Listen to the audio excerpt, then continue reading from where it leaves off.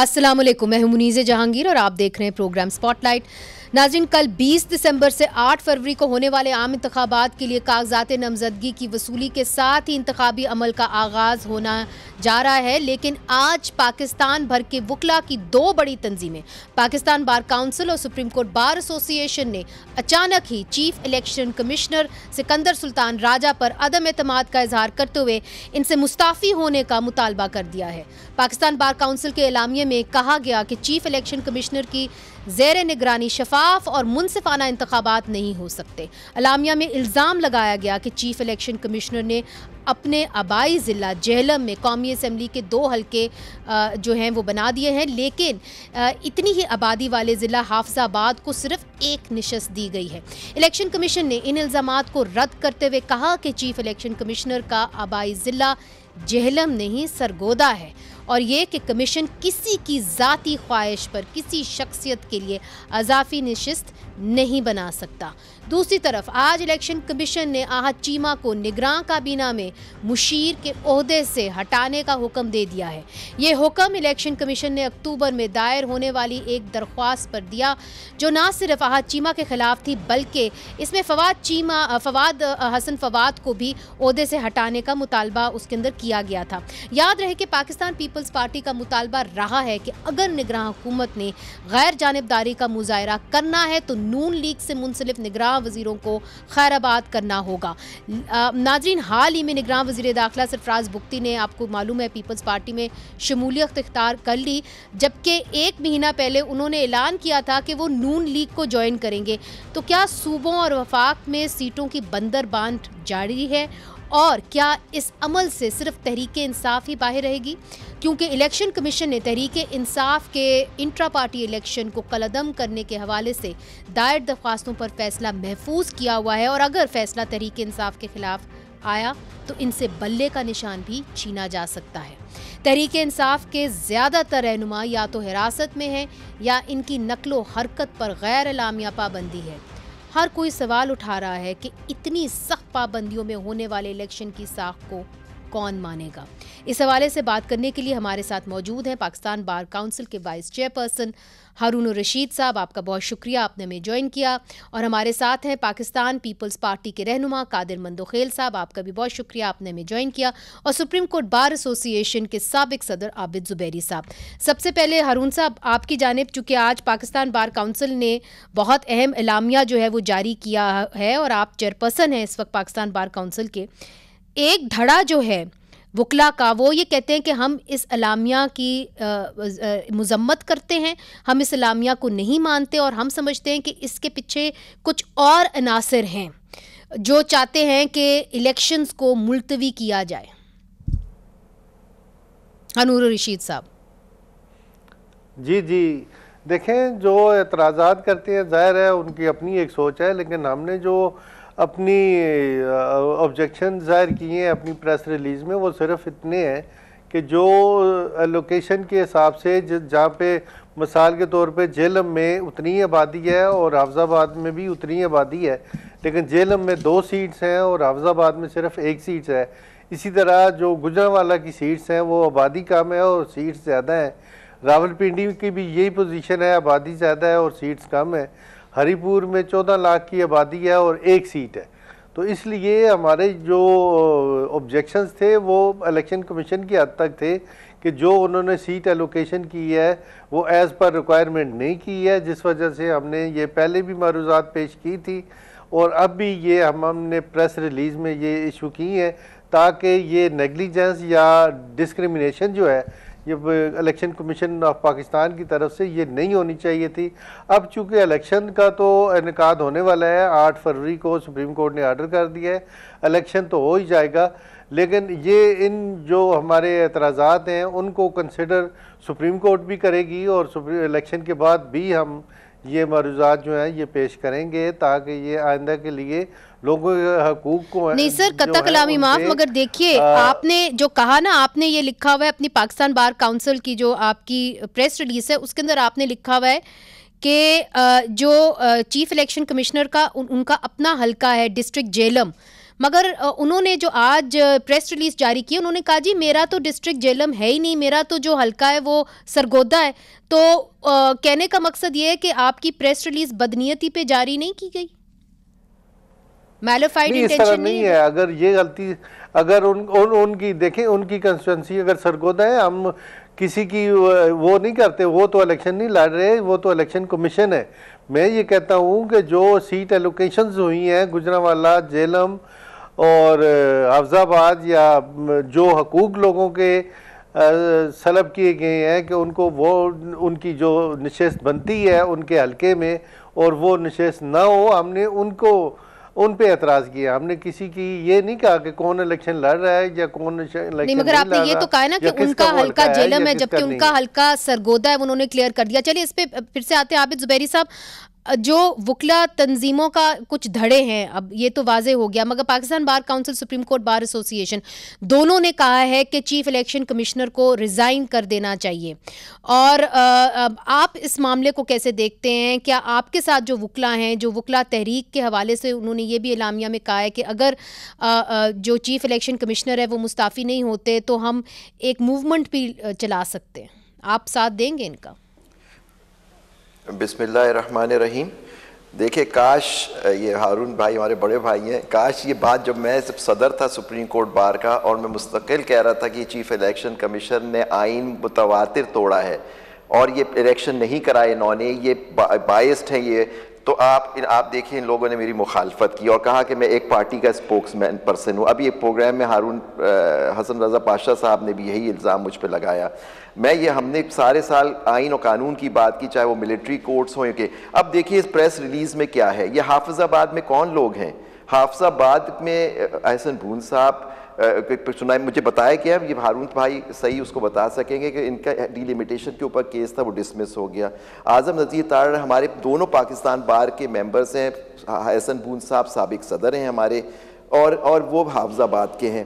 फिर इन्होंने उसमें आपने पैरा 2 देखिए आप इस रिलीज़ का, वो कह रहे हैं कि इस इनकम्बेंट चीफ इलेक्शन कमिश्नर के तहत ये इलेक्शन फ्री एंड फेयर नहीं हो सकते। और उसकी glaring example, the word used is glaring example, ये है कि हाफिज़ाबाद में 1 सीट कर दी गई और चीफ इलेक्शन कमिश्नर का खुद का जो हल्का है जेहलम, उसके अंदर 2 सीटें कर दी गई। अभी आपने फरमाया, मुझे तो ये बात मालूम भी नहीं थी कि चीफ इलेक्शन कमिश्नर साहब ने ये कहा कि मैं तो सरगोदा से हूं, मेरा तो है ही नहीं। तो ये देखिए, अगर यही इसका मतन है और चीफ इलेक्शन कमिश्नर की ग्लेयरिंग एग्जाम्पल उनकी बाइस्ड की है कि अपने हल्के को जेलम उनको डिक्लेयर करके कहा, तो विद अटमोस्ट रिस्पेक्ट ये ग्राउंड होगा मूवमेंट चलाने का या चीफ इलेक्शन कमिश्नर का, या जो उन्होंने सारे साल किया है कि पूरे साल या उससे पिछले साल से 2022 से जो करते हुए आ रहे हैं कि इलेक्शन उन्होंने कहा वक्त पे नहीं कराए। उन्होंने, आप देखिए एक पार्टी को कैसे इन्होंने एक कोने पे लगा दिया। आपके सामने एग्जाम्पल्स मौजूद हैं, तोशा खाना केस ले लें, कोई भी ले लें, वो आप उनकी बात करें तो आपको कह दिया जाता है कि जी आप एक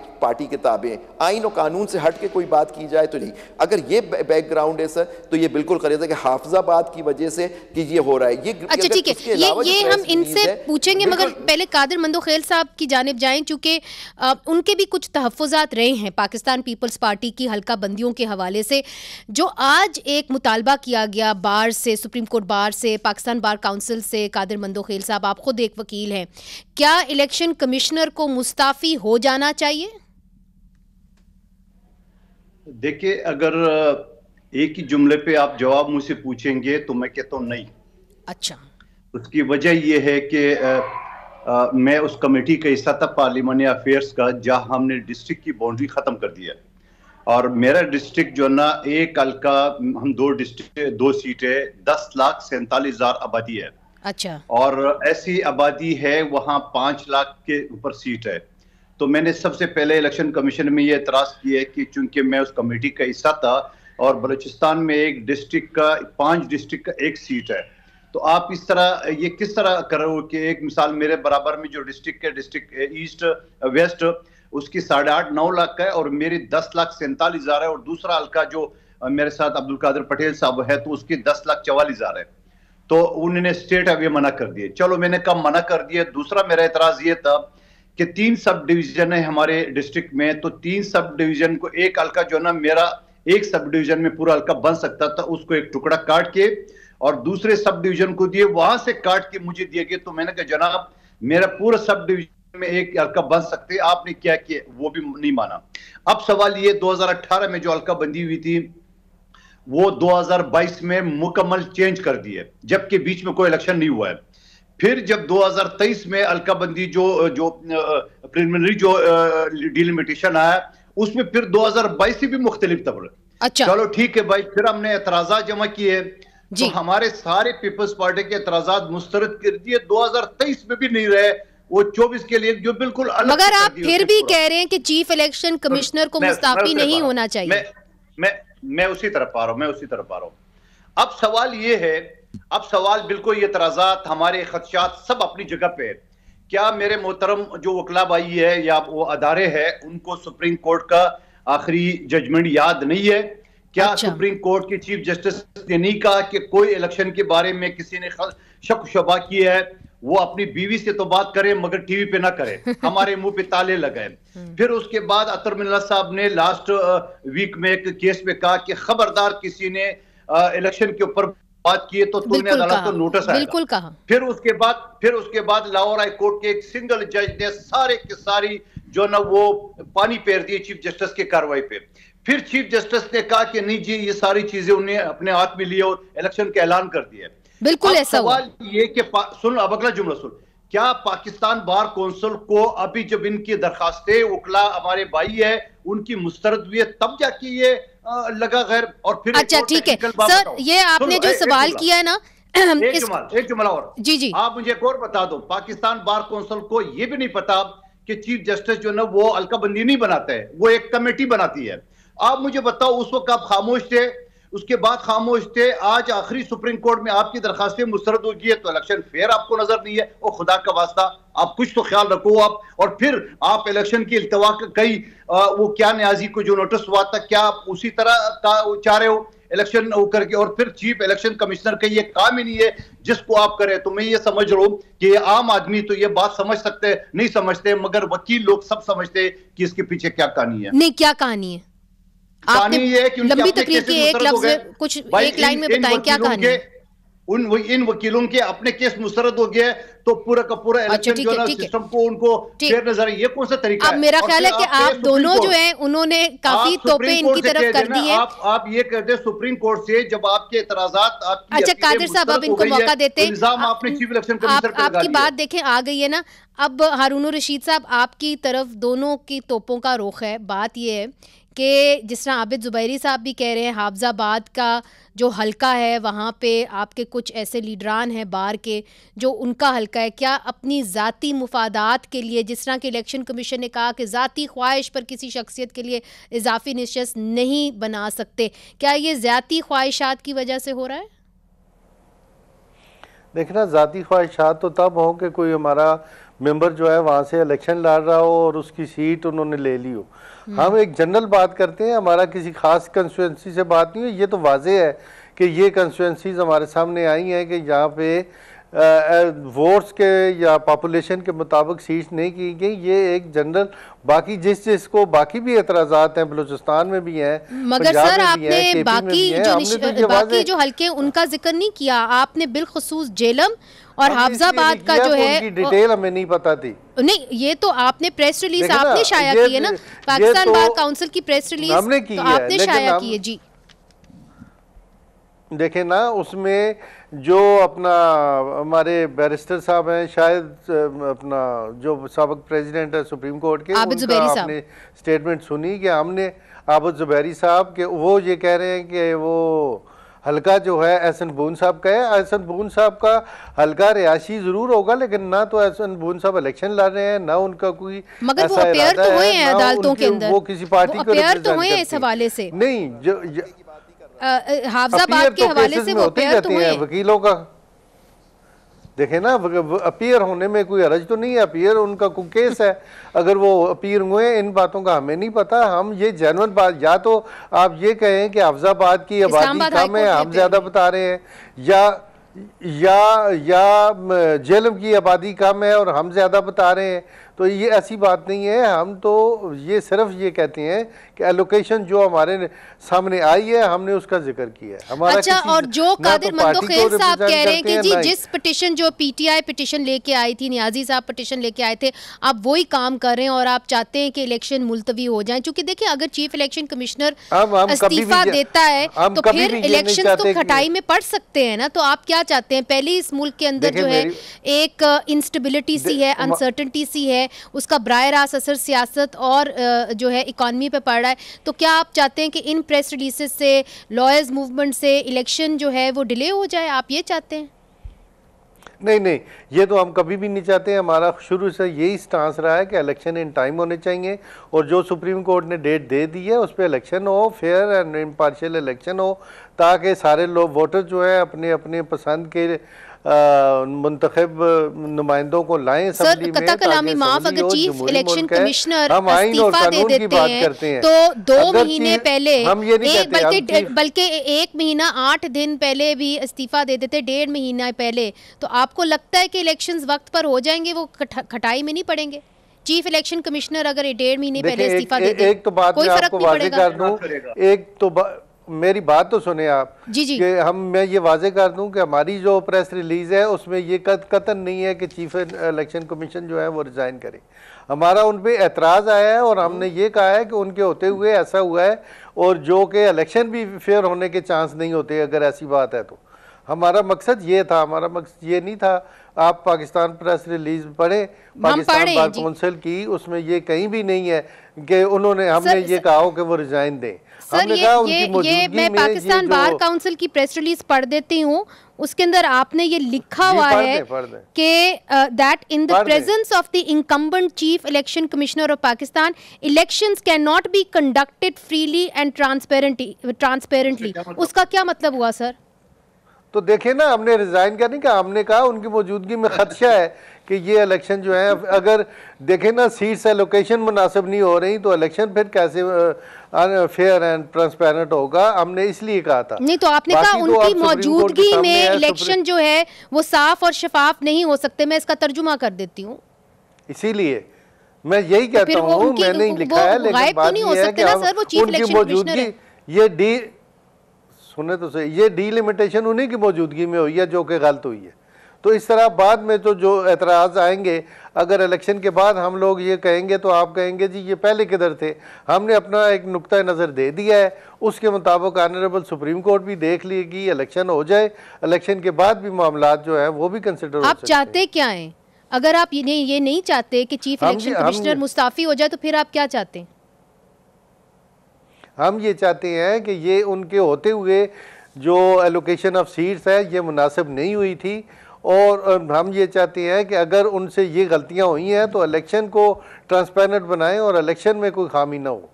तो आप हल्का बंदियां फिर से होना चाहते हैं कि फिर से होएं?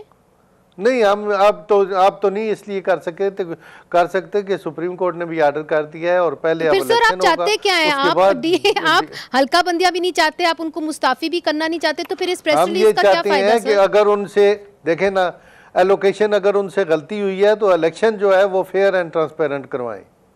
अच्छा, उसका क्या ज़ाब्ता अखलाक होगा आपसे? अच्छा चले, उसका क्या ज़ाब्ता अखलाक होगा वो भी आपसे पूछ लेंगे। छोटा सा वक्फा शामिल करते हैं, फिर आबिद जुबैरी साहब और मंदोखेल साहब से भी पूछते हैं कि पाकिस्तान बार काउंसिल की जो ये अलामिया है उसको अब वो कैसे देखते हैं, चूँकि वाइस चेयरपर्सन ने ये कह दिया है कि जी हम चाहते हैं कि फ्री एंड फेयर हो, हम नहीं चाहते कि इलेक्शन कमिश्नर जो है वो मुस्ताफ़ी हो। वक्फे के बाद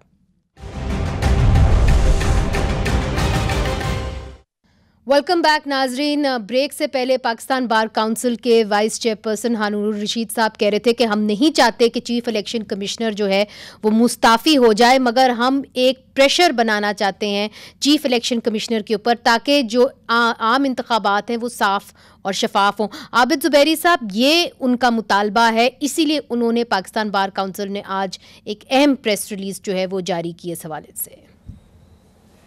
देखिए, पाकिस्तान बार काउंसिल का एक बड़ा मकाम है, वो रेगुलेटरी बॉडी है, बात उसकी सुनी जाती है, सुप्रीम कोर्ट बार का एक मुकाम है। लेकिन आप देखिए, मैं इस प्रेस रिलीज से बात करता हूँ, पता नहीं हारून रशीद साहब की अदब के साथ जो 2-3 लाइनें पढ़ के सुनाना चाहता हूँ।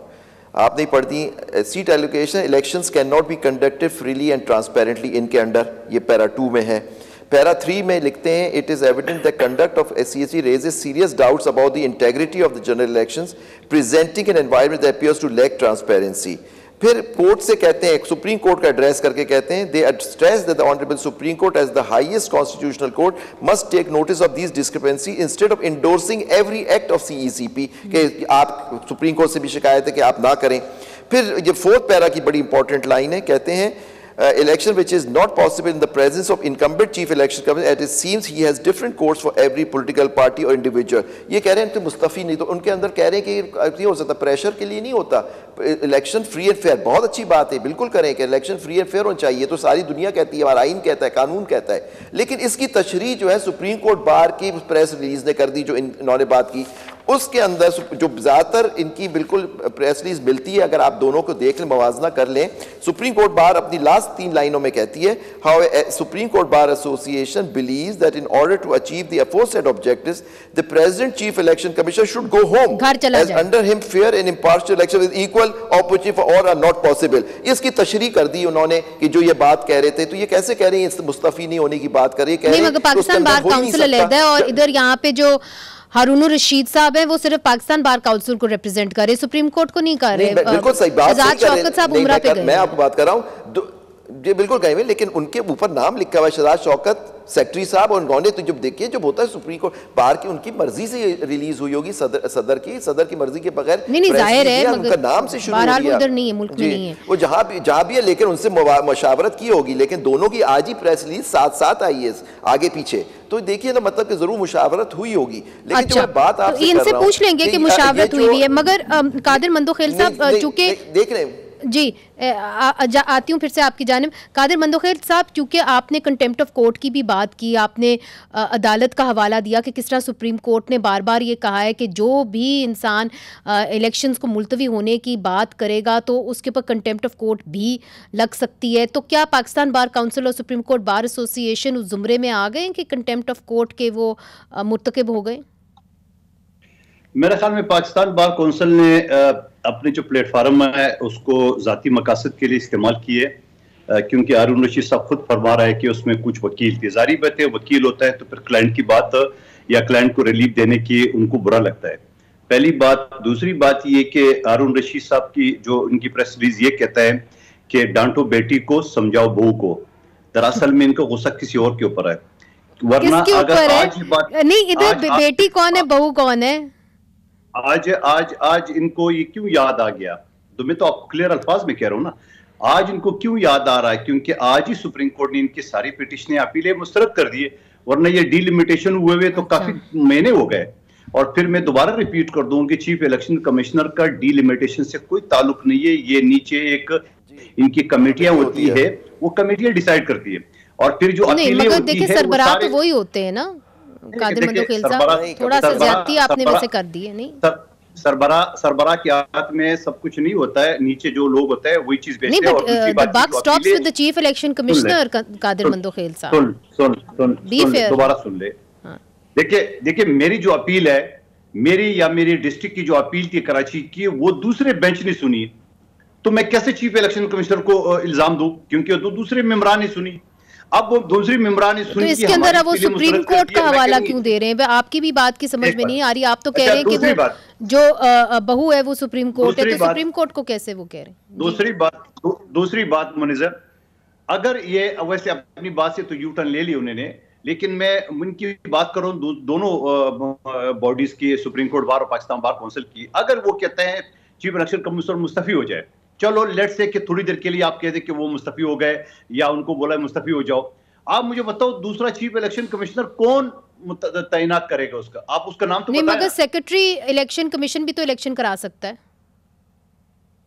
तो आप ऐसा करें, फिर इमरान को भी फारिग कर दे, फिर उन्हीं से जो क्लर्क है उन्हीं से करा दो, फिर और बड़ा कर। चले इनसे ही पूछ लेते हैं। हारून रशीद साहब, आप जवाब देना चाहेंगे? कादिर मंदोखेल साहब की भी बात सुन ली और उसके साथ ये जो मुशावरत की बात की है आबिद जुबैरी साहब ने, क्या आपकी और सुप्रीम कोर्ट बार एसोसिएशन की मुशावरत हुई थी इस प्रेस रिलीज के हवाले से, चूंकि दोनों की आज ही आई है? नहीं जी, मेरी तो किसी सूरत भी कोई मुशावरत नहीं हुई, इसलिए कि प्रेसिडेंट तो मेरे ख्याल में यहाँ पे है ही नहीं है, और सेक्रेटरी का भी हमारा पाकिस्तान बार और सुप्रीम कोर्ट बार आबिद जुबैरी साहब को पता है कि वो अलग-अलग ऑफिसेज हैं और अपना अपना काम है।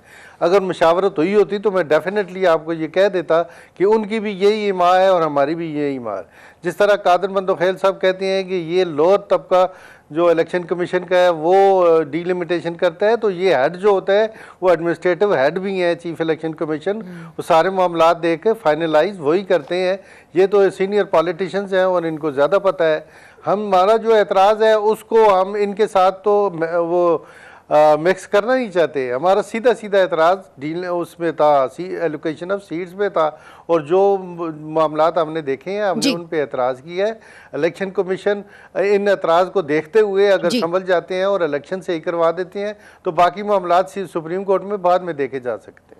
ठीक नाज़रीन, इधर एक छोटा सा वक्फा शामिल करते हैं और फिर आहत चीमा की बरतरफी के हवाले से भी बात करना है। वो भी मामला जो है हमने देखा है कि वो भी आज सामने आया, और पाकिस्तान तहरीक इंसाफ को कितनी स्पेस मिलेगी इस इलेक्शंस में, और अगर उनको नहीं मिलती तो क्या इस इलेक्शन की साख के ऊपर सवालिया निशान उठाया जाएगा? इस वक्फे के बाद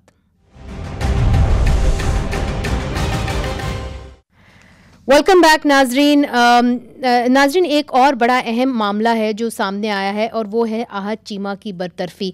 आहत चीमा एक ऐसे ब्यूरोक्रेट हैं जो पाकिस्तान मुस्लिम लीग नून की करीब थे, और अब जो है इस हवाले से उनको बरतरफ कर दिया इलेक्शन कमीशन ऑफ पाकिस्तान ने, और ये पाकिस्तान पीपल्स पार्टी का एक मुतालबा रहा है, लॉन्ग स्टैंडिंग मुतालबा रहा है। तो कादिर मंदोखेल साहब, अच्छा कदम उठाया है? आप समझते हैं कि राह हमवार हो रही है साफ शफाफ इंतखाबात के लिए?